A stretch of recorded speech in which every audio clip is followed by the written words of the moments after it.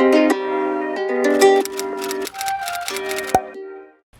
guys, welcome back to my channel. So for today's video, I am doing 10 books to help you get out of a reading slump. I know reading slumps suck and they can be really hard to get out of sometimes. So I thought that I would just recommend a few books that you could either read really quickly or just have a really good storyline or good plot twist that will keep you engaged throughout the entirety of the book. Let's go ahead and start. Okay, so the first book that I have is One of Us is Lying. I took off the cover. It's a hardcover book. I don't like the plastic that comes with the books. But anyway, so this book, I started reading this book right when I started school, so I have just kept putting it down, but it was a really good read for me. This book follows a group of high schoolers. They're not necessarily friends, but they all end up in detention, and one of their classmates, can I say this?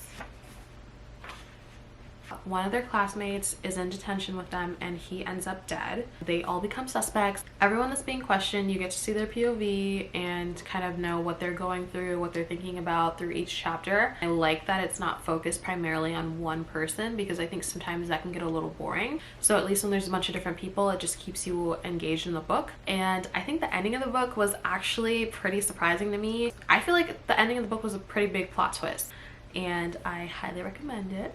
I guess we can just kind of keep the whole like mystery vibe going. The next book that I have, I did talk about in my what I read in 2022 video. I'll have that linked if you want to check it out. The next book that I have is The Silent Patient. A really good book to get you thinking, I feel like. So we have this woman named Alicia. She shoots her husband in the face and she stops speaking. She ends up in the psych ward and there's a psychotherapist, Theo, and he starts working with her. He's like, I'm gonna get to the bottom of this. I'm gonna find out why she's not speaking. So he's very determined and you're just kind of following him and seeing what he can do to get her to talk. And then in the end, obviously, you end up finding out what happened. I think it was a pretty big plot twist as well. When I'm reading, I feel like I don't really think too much about solving it. I just want to read so I find out what happened, but I'm not necessarily that person that's trying to like play detective. Boring. And the last kind of like thriller and mystery book that I have is A Good Girl's Guide to Murder. This is a YA book, so you already know that this will be a pretty quick, fast-paced book. It follows Pip. So she's a senior in high school and she has a final project that she needs to work on. And for this project, she decides that she basically wants to find out what happened to this girl, Andy, that was killed a few years prior. There are allegations that Andy's boyfriend killed her, but I feel like Pip is like, is that really what happened? I feel like there's more to the story. So this book is primarily focused on you following Pip and just solving the murder. She ends up solving it and it's just good. You just have to read it. Okay. I feel like really the next books that I have are all pretty much romance, or at least have some sort of romance within them. I love romance books. I'm a hopeless romantic, so yeah. Next up I have The Summer I Turned Pretty. I'm pretty sure literally everyone has already read this book because it was just so popular over the summer. However, if you do happen to live under a rock, I can tell you a little bit about it. So this book follows Belly and Jeremiah, Conrad, and her brother. I don't remember his name, it's not written on the back, but her brother's also in the story as well. Her mom is best friends with Conrad and Jeremiah's mother, and they always go to their beach house in the summer. So this summer they go and it's different. It's not like every other summer that they go. Something's just different about Belly this summer. She's, you know, had that glow up. So now the guys are looking at her differently. Belly is interested in Conrad. She's always kind of had a thing for him. And this summer he's kind of looking at her differently. He's like, you know, read the book and find out if they end up together or if she ends up with his brother or if she doesn't end up with either one of them.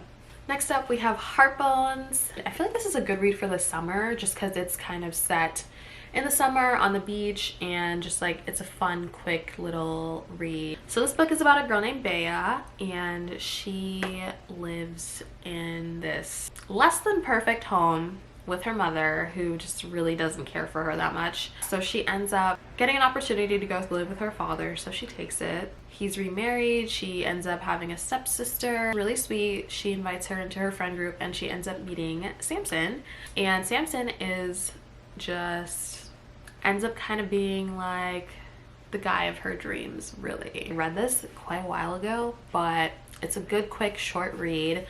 The ending for me was really sweet. I'm not one to cry over books, but this book got me a little emotional towards the end, just because, you know, like what happened in the ending just... Okay, next up I have The Hating Game. Humor in this book is really what kept me engaged. Like, I physically laughed out loud when I was reading this, so I think that this is just a great read. Honestly, yeah, it's a pretty long book. It's like 300 over nearly 400 pages, so it's definitely a lengthy book, but it's worth the read. And I think that if you like banter and just playfulness, you will enjoy this book. It's Grumpy Sunshine. This book is about Josh and Lucy, and they both work at this corporate office. You know, their manager tells them, hey, I need someone for this new position, like there's a promotion up for grabs, and they both want it. They bicker, there's issues. There's just kind of this little chemistry between them. I just love these characters. I think that they click very well. I think this is perfect. Like, this is like a really good Grumpy Sunshine read. Okay, next up I have Archer's Voice. So this book is about a guy who is mute. A girl named Bree ends up moving to a new town, I believe, and it's a very small town. Everyone kind of knows everyone, and there's drama. Archer is just kind of shunned. Not necessarily shunned, I guess I would say, more so just like no one cares to speak to him. He's just kind of in his own world, in his own environment. And Bree comes and she meets him, and she's kind of just curious about him, you know. She's like, who is this guy that nobody really cares for? Everyone seems to all hang out and know each other, and everyone's telling me to stay away from this guy. And obviously, you know how it is. If someone tells you to stay away from something, you're gonna want to go to that something, right? So she went ahead and she went over to Archer, and you get to see how their relationship goes. I think that this story is just like so beautiful. I really, really love it. And then in the end, you end up finding out what happened to him, why he is the way he is right now. And honestly, it really, really broke my heart. I don't know if that's a spoiler. Next up I have The Deal. This is part of the Off-Campus series. It's about Hannah and Garrett, how they met and their relationship. Hannah is interested in this guy, not Garrett. She's interested in some other guy. She wants to get his attention. She ends up kind of using Graham in a sense. Graham is just like using her because he needs a tutor, and she's really smart, so they're kind of helping each other out in a way. And then I feel like they just kind of end up developing some feelings throughout the book, and it's just a really fun read. If you like sports romance, I definitely recommend this book, honestly the whole series. Okay, next up I have Daisy Jones and the Six. I love this book. I posted a reading blog if you guys want to check that out. It's about a girl named Daisy. She's really young and she's introduced to this rock star lifestyle. It's just, you know, not a healthy thing for her at all, but you know, she's in it for a while, and then she ends up meeting this band, and she ends up kind of joining the band, so that's why it's called Daisy and the Six. Initially the band is just the Six, and then Daisy comes along and she ends up joining the group. This guy Billy, he's basically the leader of the Six, and when Daisy is initially introduced to him, he does not like her. He is just kind of a hothead. He really got on my nerves for the majority of the book. I was very irritated by him, but it was also hard not to like him. Do with that what you will. I have November 9. I just finished this a few days ago. It was a sweet story. Basically, Fallon is 18, I believe, at the time when they meet. She's moving across the country. She's following her dreams, moving to New York, and her dad is not supportive of this. He's like, I don't want you to leave. Like, where are you going? You don't need to do that. He's just like talking down to her.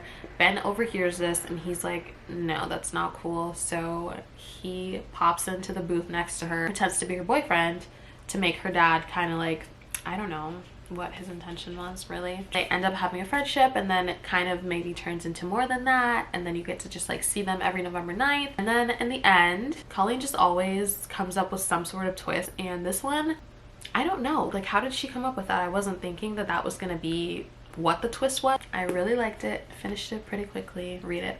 Last book I'm going to talk about, I actually read on my Kindle. Last book that I have is 1,000 Boy Kisses. Okay, what's funny is I didn't really like this book. This book wasn't really something that I thoroughly enjoyed, but I did read it very quickly. The YA kind of young adult romance. The book is focused on Poppy and Rune. They are like childhood friends.